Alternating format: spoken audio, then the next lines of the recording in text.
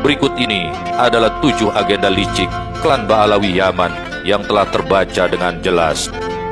Pertama, Ba'alawi yang sengaja didatangkan kaum penjajah Belanda itu telah dikondisikan untuk mengaku-ngaku sebagai juriat Nabi Shallallahu Alaihi Wasallam melalui Ubaidillah atau Abdullah bin Said Ahmad bin Isa.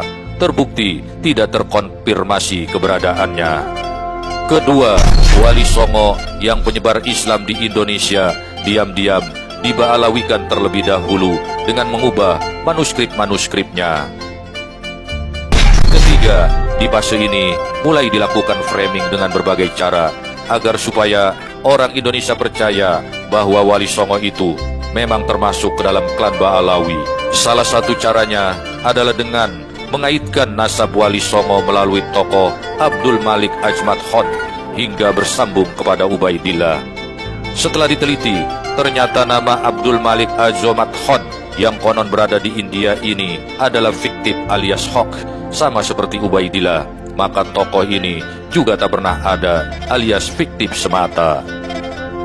Keempat, sesungguhnya agenda licik yang ketika itu sudah mencapai tingkat keberhasilan yang hampir sempurna. Mayoritas orang Islam Indonesia percaya bahwa Wali Songo itu sama dengan klannya para habaib, yakni Ba'alawi, meski mereka tidak disebut sebagai Habib, sebab memang gelar Habib itu muncul di belakang hari.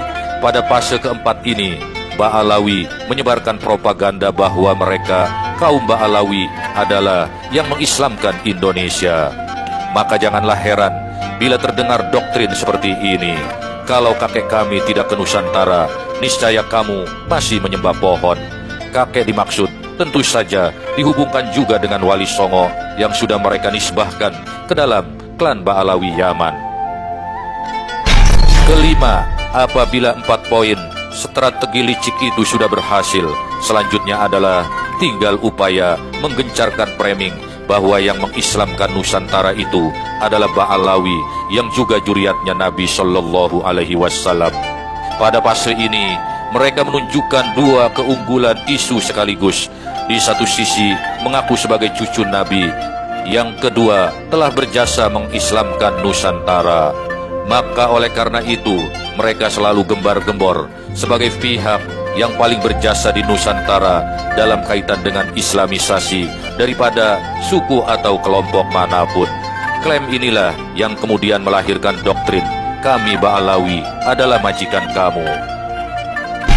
Keenam, supaya kemuliaan sebagai juriah Nabi Shallallahu Alaihi Wasallam bisa dimonopoli hanya oleh kaum Ba'alawi, tidak untuk juriah lainnya, terutama juriah Wali Songo, maka keluarlah doktrin Wali Songo memang Ba'alawi dan tentu juriat Nabi, namun terputus keturunannya karena hanya diturunkan oleh anak perempuan saja, dan itu tidak sah. Klan Ba'alawi secara rasis melarang para syarifah atau keturunan wanitanya untuk menikah dengan golongan di luar mereka, sementara kaum prianya dengan seenaknya menikahi wanita-wanita bangsa pribumi manapun. Ketujuh, ini adalah puncak strategi licik mereka.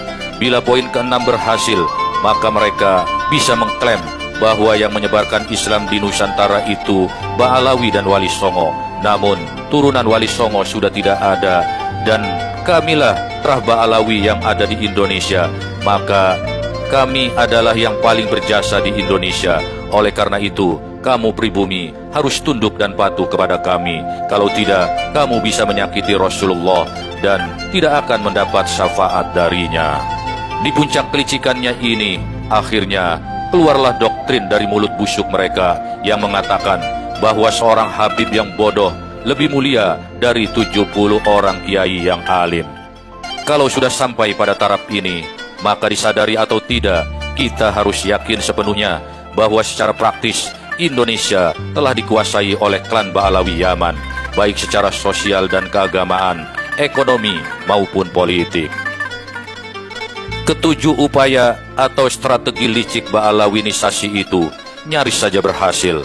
Namun sekali lagi, Allah Subhanahu wa Ta'ala sangat sayang dengan bangsa Indonesia yang di dalamnya juga banyak para sayyid dan syarif yang asli keturunan Rasulullah. bukan dari klan Ba'alawi Yaman.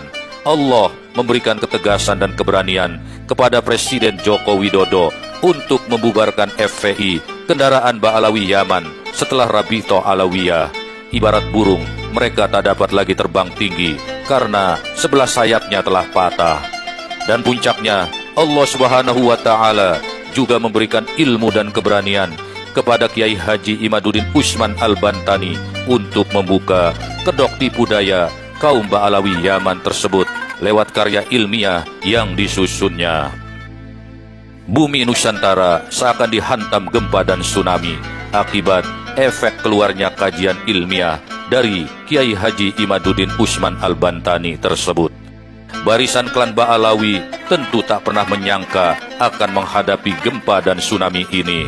Dengan berbagai upaya, mereka berusaha menyelamatkan citra diri klan mereka, perang di medsos, hingga mengutus orang untuk melanglang buana ke berbagai negeri Islam guna mencari kitab nasab, bahkan telah dilakukan.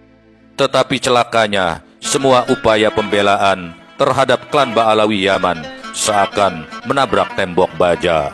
Petualangan ke berbagai negara Islam untuk mencari kitab nasab guna mereka jadikan sebagai alat pembelaan bahwa datuk mereka, Ubaidillah, bukanlah tokoh fiktif, sampai sejauh ini tak diketemukan dan tidak membuahkan hasil.